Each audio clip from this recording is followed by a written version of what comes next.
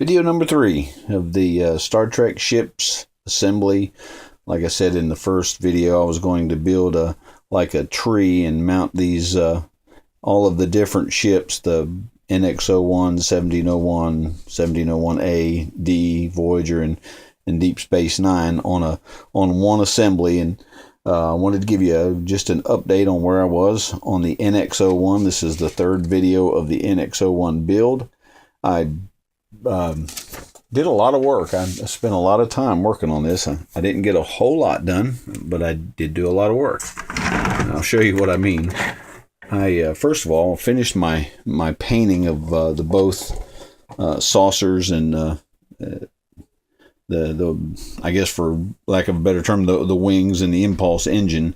And I got a lot of the detail work done. You know, my little gold and the clear. I've gotten these drilled out to where I can put lights on all of these.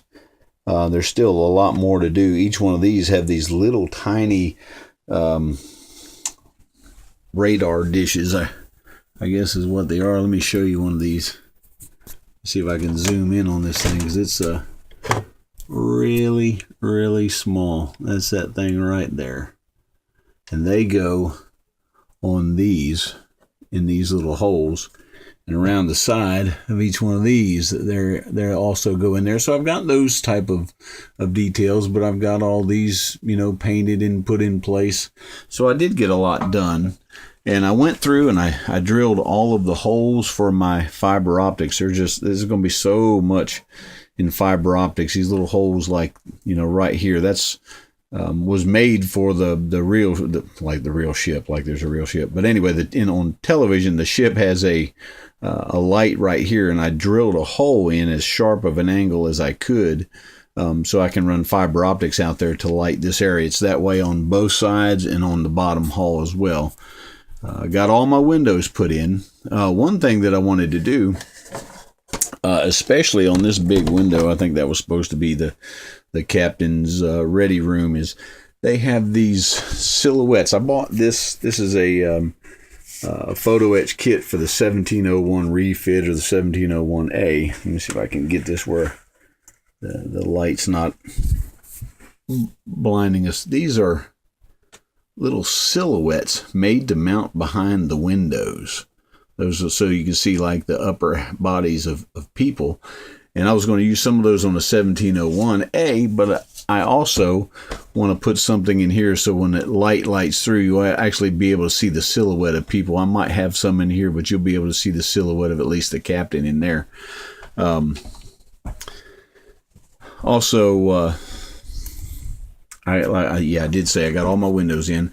I got the nacelles finished, and when I say that I did a lot of work and didn't get a lot done, it's because most of my time was spent on the nacelles. I had a lot of problems with the red domes. I tried spraying frosted glass on them first out of a spray can, and it came out really thick and cracked. And when I painted it red, you could actually see the cracks in it, and it just didn't give it a good finish. I really wasn't pleased with it. So, and that stuff is very difficult to sand. I put it on the inside and on the outside. And, I tried spraying the red on the inside and the outside where I'd sanded it, but I had, you know, the sand lines in it, and so it really took me a long time to get these red domes where I was, at least I felt like it was acceptable. But I've got the construction down, got the painting finished. I put strobes in here, and these are not the model parts. That's actually an LED for the directional flashers. I did have a lot of problems with these joints, and I did a lot of sanding and puttying all throughout this. And this thing has mold lines in here that just took forever to sand away. It had a lot of mold lines. I like this model, but it's not very well engineered, you know, for fit. But all complaints aside, I've really so far enjoyed it. I wanted to go ahead and show you what I did. In the last video, I showed you that I bought a board from Monsters in Motion. Well, I also made mention of my temporary power supply, which I had the polarity backwards and sizzled and popped a chip and a few capacitors. So I redid the whole board, and I did it a little different than what the Monsters in Motion board had. This is built a lot more like what Trek Modeler has on his Federation flasher, except I went ahead and put all of my my resistors for each light on the board, and it will go. I will probably end up mounting this in this area, and then from there all of the lights will go out. I'll have a strobe here, and of course I have lights that will light up and lights that will shine out. I will be running a strobe back here and lights. I'll have another light in here, and on the bottom hall I'll have there's one light that goes right. I had to cut this hole out to be able to fit the light in it. Let me see if I can get to it. That right there, so that the light on the bottom, I'd be able to get a light on the bottom. That light right there. You can kind of see through it just a little bit. Had to do a little bit of cutting and drilling to get that to where we wanted it. Anyway, back to the board. I went ahead and rebuilt the board completely so that I could get everything I wanted to in there. Like I said, the Monsters in Motion lighting kit didn't have the let me plug this in so we can see what's going on. Didn't have the strobes, so I went ahead and built those in. I'm going to turn this light out so you can kind of get an idea what that looks like. Let me turn this other light out first.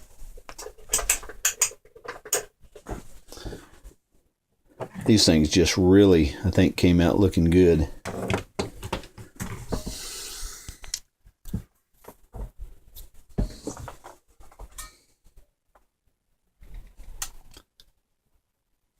There, I just changed the voltage on my power supply, but those red nacelles really came out looking good. I know you probably can't see it because of the light wash on the camera, but it just really has a great effect. You can see I've got the flashing strobes and the red and green directional.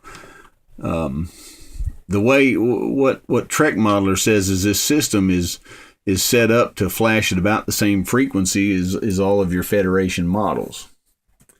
I couldn't tell you whether it is or not, but I think it really has a neat effect. But to give you an idea how this thing looks, I'm just really pleased with the lighting and how that came out.